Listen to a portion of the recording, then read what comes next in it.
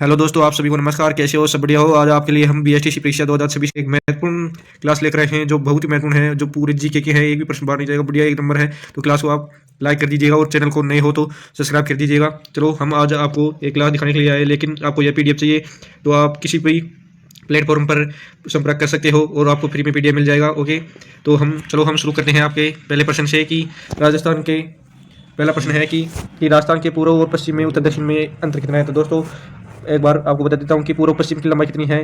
पूर्व पश्चिम की कितनी लंबाई है राजस्थान में? पूर्व से पश्चिम की लंबाई कितनी है? तो दोस्तों 800 कितनी है? 800। पूर्व से पश्चिम की 800 गुणंतर है, 800 गुणंतर है। और उत्तर से दक्षिण की पूछे तो 826 है, 826 है। जरूर याद रखना।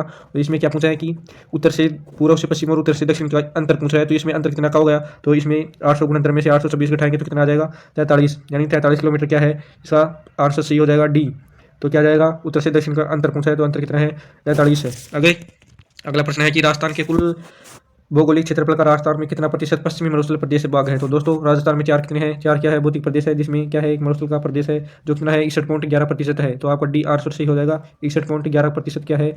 मरुस्थल है। क्या है? मरुस्थल है। और देखें तो 9% क्या है? अरावली पर्वत, अरावली पर्वत है 9%। और पूर्वी मैदानी प्रतिशत कितना है? 23% क्या है? पूर्वी मैदानी प्रतिशत। और हाडोती का पठार देखो तो 6.89% क्या है? हाडोती का पठार है। ओके, तो आपका डी आंसर सही हो जाएगा। 61.11% क्या है? राजस्थान का भौगोलिक क्षेत्रफल जो पश्चिमी मरुस्थल में कहा आता है। ओके, तीसरा प्रश्न है राजस्थान में स्थिति थार मरुस्थल के पूर्व की ओर प्रसार में कौन सी प्राकृतिक बाधा है। तो दोस्तों, मतलब पूर्व में कौन रोक रखी है मरुस्थल को? तो मरुस्थल को अरावली पर्वत है। डी आपका आंसर सही हो जाएगा। अरावली पर्वत क्या रोक रखी है?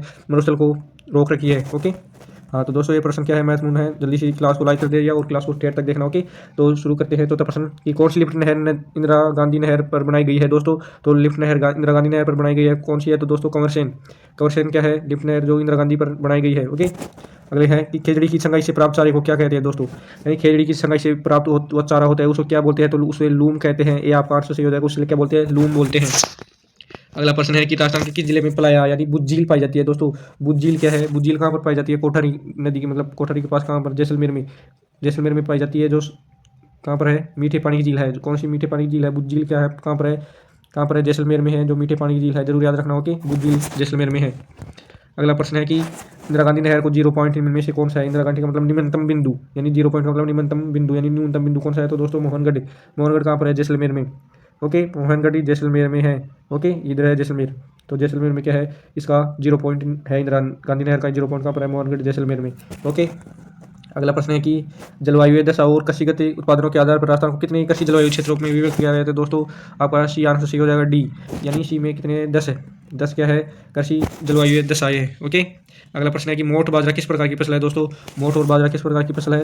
मोठ और बाजरा है वो है खरीफ की फसल। खरीफ की फसल है। ओके, मोठ बाजरा सरसों ज्वार। ओके, तो खरीफ की फसल है। रबी की पूछे तो क्या जाएगा? गेहूं जो चना, गेहूं जो चना है ना। जायद की पूछे तो ककड़ी, ककड़ी लग रहा, ककड़ी तरबूज खरबूज। ओके, और नगद की फसल पूछे तो नगदी भी याद रखना। कपास, कपास चाय कॉफी। कपास चाय कॉफी जरूर याद रखना। ओके, कपास चाय कॉफी। और इसमें क्या पूछा है? मोठ और बाजरा, तो खरीफ की फसल आ जाएगी। ओके, अगला प्रश्न है, आप क्लास को जरूर लाइक कर दिएगा और पूरी देख लास्ट तक देखना क्लास को। ओके, तो अगला प्रश्न है कि लाल दोमट प्रकार की मिट्टी राजस्थान के निम्न में से किस जिले में पाई जाती है। दोस्तों, लाल दोमट प्रकार की मिट्टी बांसवाड़ा में पाई जाती है। कहाँ पर पाई जाती है? बांसवाड़ा में। डी आपका आंसर सही हो जाएगा। डी जरूर याद रखना। लाल दोमट मृदा बांसवाड़ा में पाई जाती है। अगला प्रश्न है कि निम्नलिखित में से कौन सा अभ्यारण्य राजस्थान में स्थित नहीं है। दोस्तों, क्या पूछ रहा है? नहीं है नहीं। आजकल बच्चे देखते ही लगते हैं स्थित है, ऐसे देखते हैं तो शेरगढ़ नहीं। शेरगढ़ कहाँ पर है? राजस्थान में है, बारा में है। ओके, रामसर सागर ये भी राजस्थान में है। मानस ये नहीं है। मानस सीता माता भी कहाँ पर है?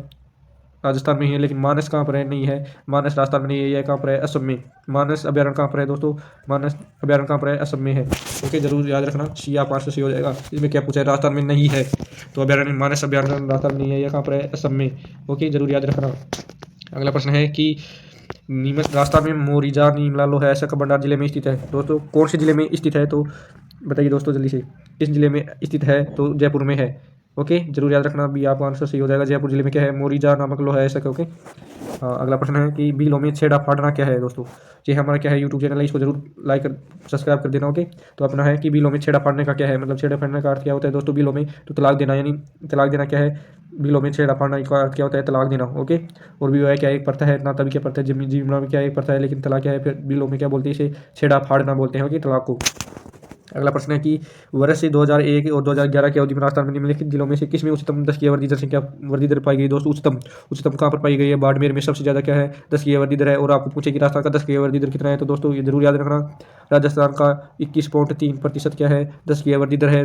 ओके, जरूर याद रखना 21.3% है, और जो सबसे ज़्यादा कहाँ पर है? बाड़मेर में सबसे उच्चतम दशकीय वृद्धि दर संख्या वृद्धि दर है। ओके, जरूर याद रखना। अगला प्रश्न है, बाड़मेर जिले में किस में लिग्नाइट के निक्षेप कहाँ मिले हैं? दोस्तों बाड़मेर जिले में अच्छी किस्म के लिग्नाइट निक्षेप कहाँ पर मिले हैं? तो दोस्तों कपूडी में। कपूडी कहाँ पर है? बाड़मेर में, यानी कपूडी में लिग्नाइट निक्षेप के अवशेष मिले हैं, तो कपूडी में। ओके, जरूर याद रखना। अगला प्रश्न है कि जिले में स्थित मियाँ का बाड़ा रेलवे स्टेशन का नाम बदल कर, जरूर रखना, करंट का भी प्रश्न बनता है कि जरूर याद रखना, इंपॉर्टेंट है। तो इसमें है मियाँ का बाड़ा रेलवे स्टेशन का नाम महेश नगर होल्ड कर दिया गया है। दोस्तों किस मियाँ का बाड़ा रेलवे स्टेशन का नाम बदल कर, जरूर याद रखना, इसको महेश नगर होल्ड कर दिया गया है। तो दोस्तों जल्दी बताइए किस जिले का बाड़ा, यानी किस में आ जाएगा? बाड़मेर। ओके, जरूर याद रखना कि बीकानेर के स्टेशन यानी बिडा मियाँ के स्टेशन को महेश नगर होल्ड कर दिया गया है, तो बाड़मेर जरूर याद रखना। ओके, अगला प्रश्न है कि काली सिंध सुप्रताप बिजली स्टेशन अवस्थित है। यहाँ पर काली सुप्रताप बिजली स्टेशन कहाँ पर स्थित है? दोस्तों जल्दी बताइए कहाँ पर है? झालावाड़ में। जरूर याद रखना, भी आपका आंसर सही हो जाएगा। आराम से पढ़ाएंगे, लेकिन बढ़िया पढ़ाएंगे। ओके, पूरा याद रखना। ओके, तो अगला प्रश्न है कि राजस्थान सरकार ने उद्योग विभाग का नया नाम बदल कर क्या रख दिया गया है? दोस्तों ये भी क्या है? इंपॉर्टेंट है, करंट का प्रश्न है कि राजस्थान उद्योग विभाग का नया नाम बदल कर क्या रख दिया गया है? तो दोस्तों जरूर याद रखना, उद्योग एवं वाणिज्य विभाग रख दिया गया है। ओके, डी आपका आंसर सही हो जाएगा, डी यानी उद्योग एवं वाणिज्य विभाग। ओके, अगला प्रश्न है कि जयपुर जिले में मानपुरी माचड़ी को विकसित कहाँ पर किया गया है? दोस्तों जयपुर जिले में मानपुरी माचड़ी को किसके लिए विकसित किया गया था? दोस्तों चमड़ा कॉम्प्लेक्स के लिए क्या किया गया है? जयपुर में मानपुरी माचड़ी का विकसित किया गया है, तो चमड़ा कॉम्प्लेक्स के लिए क्या किया गया है? मानपुरा माचड़ी को विकसित किया गया है। ओके, अगला प्रश्न है कि धौलपुर प्रजामंडल के प्रथम अध्यक्ष कौन थे? जरूर याद रखना, धौलपुर प्रजामंडल के प्रथम अध्यक्ष कौन थे? दोस्तों कृष्णदत्त पालीवाल। जरूर याद रखना, सी आपका आंसर सही हो जाएगा।